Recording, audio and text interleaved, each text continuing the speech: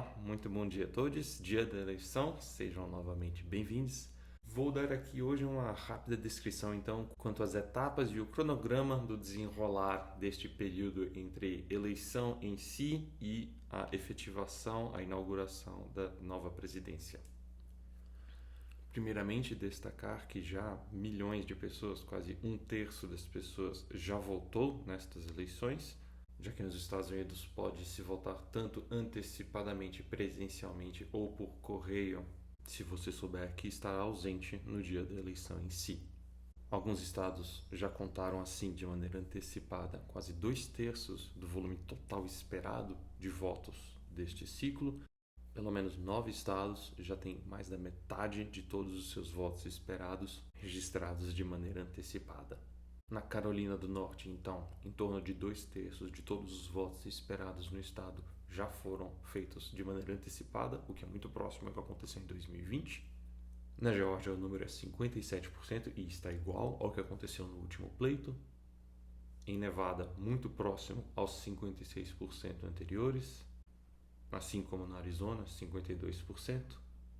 Em Wisconsin, estamos quase chegando nos 43% de 2020 e em Michigan já superou os 42%. E por fim, na Pensilvânia, passamos dos 20%, o que está ligeiramente abaixo de em torno de uns 30%, como foi em 2020.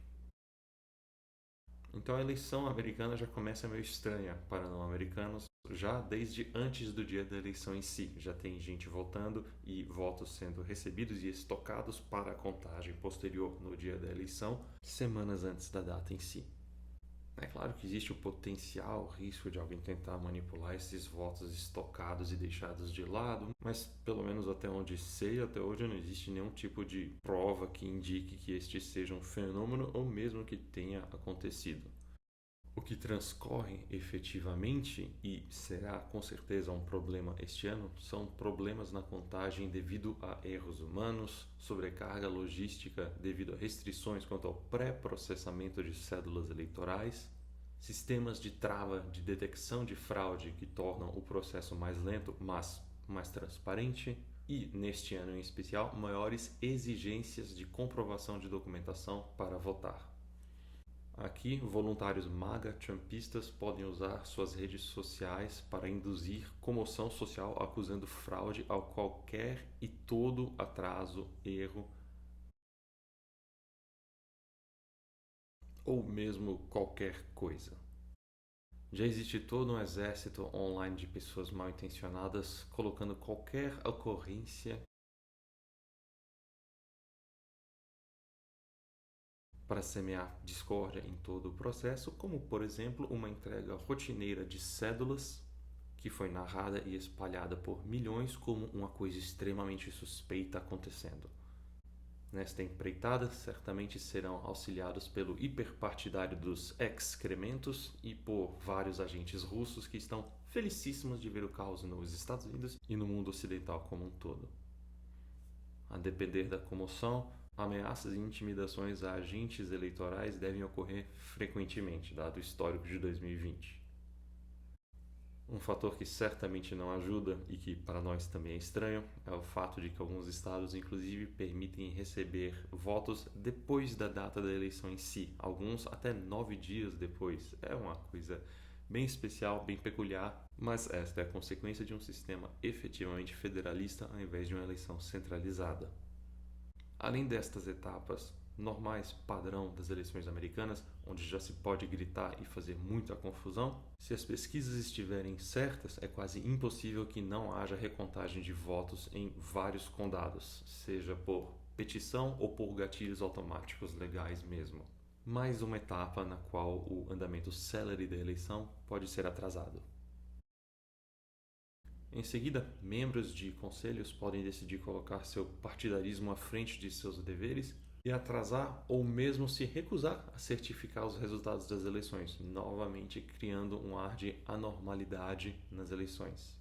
Estas ocorrências podem ser mitigadas por vias legais, mas isto leva tempo e já há bastantes indícios de que em 2023 e eleições mais cedo este ano resultaram em confusão porque isto ainda leva tempo. Novamente, outro potencial de atraso no transcorrer das eleições.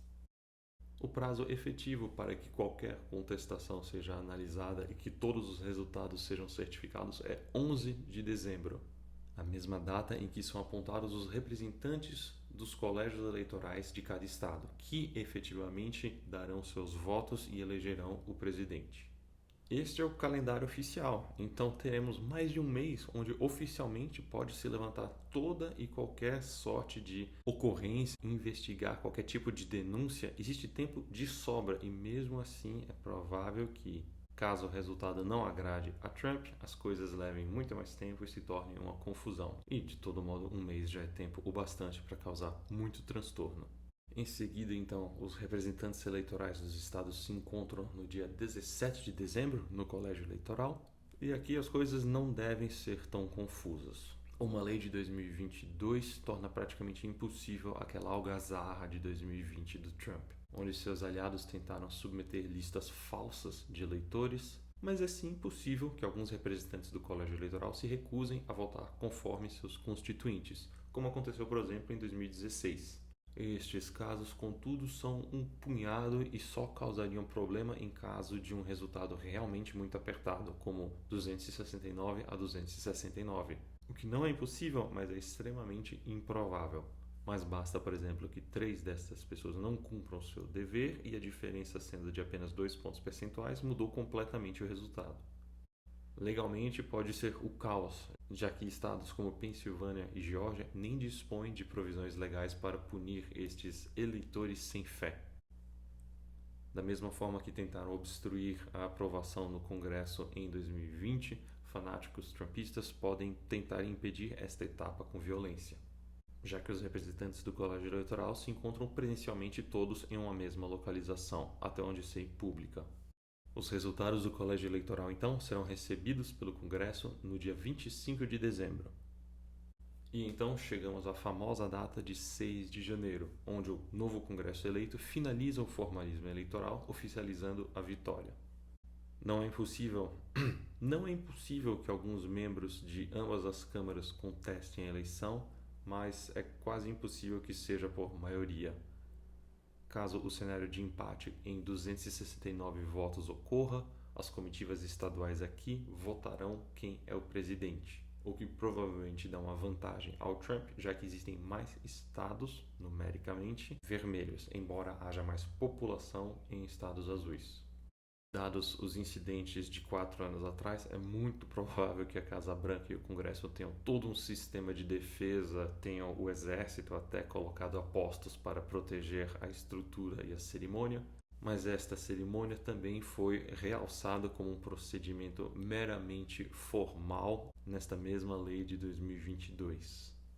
Então é muito pouco provável um repeteco do que foi 2020. Por fim, a inauguração da nova presidência se dará no dia 20 de janeiro de 2025. Obrigado pela atenção, até o próximo vídeo.